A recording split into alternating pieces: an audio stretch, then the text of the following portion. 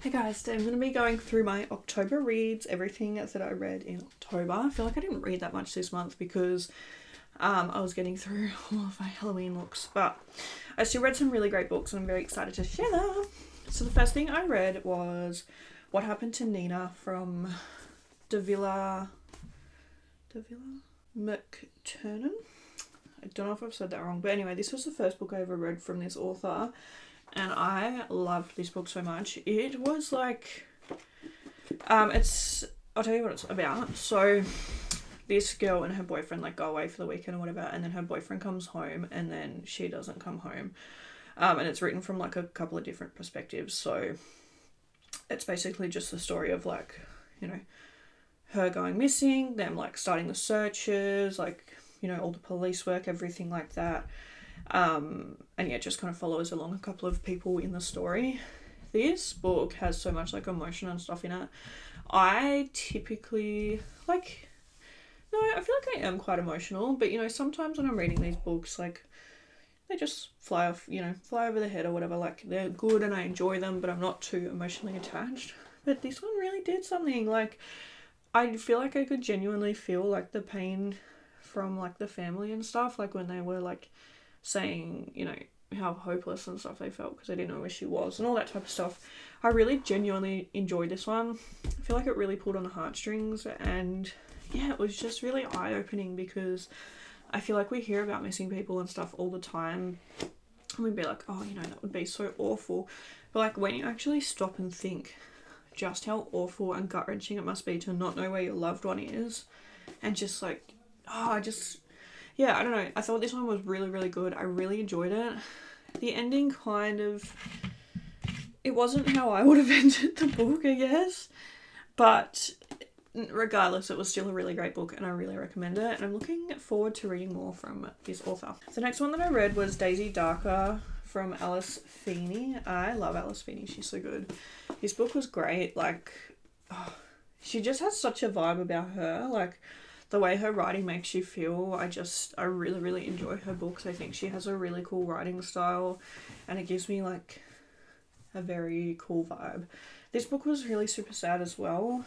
It's kind of like, it's hard to like explain. So basically what happens is it's like this family that's a bit like dysfunctional, I guess, and like estranged or whatever. And anyway, it's like their grandma's, is it her 80th? Yeah, her 80th birthday.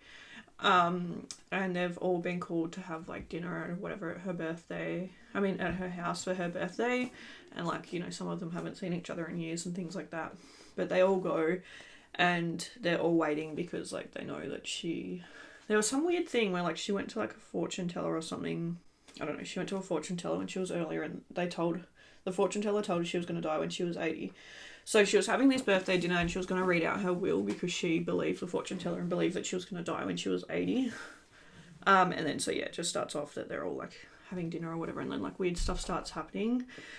This is just written from the main character's perspective, which is Daisy. And yeah, I really enjoyed it. It was very sad, like, because a bit of the book is like in the present and then a bit of it is like her like reflecting on her life and things like that. It made me very sad for her. Like, I feel like she deserved better. But I did really enjoy this book. It was it was really cool. I did really like it. I read I Found You from Lisa Jewell. This one was really cool as well. So this is one of those ones where like everything's happening. So one part of the story is this girl has just like moved to a new country. She's like from a different country. And I think they've just moved to like the UK or something. And she was from, I can't remember where she was from. She was from like a different country though. So like everything's completely new. Like she has only kind of just really learned English. So like her English isn't the best. But she moved country to be with her husband. She'd been living there for like 2 weeks and then he goes missing. And like, I feel really sad for her because like, once again, it's kind of a little bit eye-opening in the way of like, because she's like not from that country, the way that people don't really take her seriously and things like that. And she can't kind of get across what she's trying to say, and like how scary it would be to like move your whole entire life for a person and then they just vanished. Like, oh, so scary. But so that's one part of the book. Another part of the book is then that there's this man shows up on the beach and he has no memory. Like, can't remember his name, can't remember, like, why he's at the beach, how he got there, can't remember anything about himself. And then this lady, like, invites him into her house, like, because she feels sorry for him. She, like, finds him on the beach and, like, he can't remember anything. So she's like, oh, come and stay with me. And then so it's kind of like those two stories unraveling next to each other. And then obviously at the end they, like, connect or whatever. Oh, this one was so sad as well. Like, this one made me want to actually, like, jump into the book and do some things. If you've read it, you know. But yeah, this one was really good as well. Oh, loved it. Enjoyed it so much. She's so good. Lisa Jewell's writing is just so good. Like, and her ideas and stuff are just, oh, unmatched. Love her. Okay, this is the teacher from Frida. This one was, oh, really weird. So this one is another one that's written from, like, a couple of people's perspective. It's just weird. Like, I don't know. One, so it's basically like the start of a new school year. One of the, like, the teacher that, like, her name's Eve.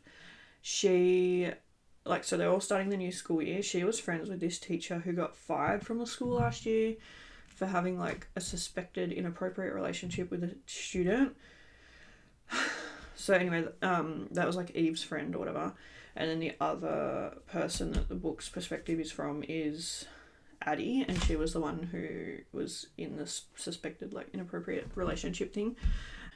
This one's weird. Like, I feel like you don't like anyone in this book. It's good. Like, I did kind of like it, but it also was hard because you just hate everyone in the book. Like, I don't know if there's a good character in the book, so it's just like, ugh. But yeah, it was interesting. It was a good read. Like, it was fun to read, but it was also another one that just, like, oh, I just hated everyone. They were all terrible. So anyway, interesting. If you've read that, I'd love to know your thoughts below, because I feel like this is one that, like, if you've read it, you know. But anyway, that was everything I read this month. I'm looking forward to actually having a little bit more time to read. And God knows I got a lot of books to get through. Anyway, thank you guys so much for watching this video. Hope you enjoyed it, and I will see you in the next one.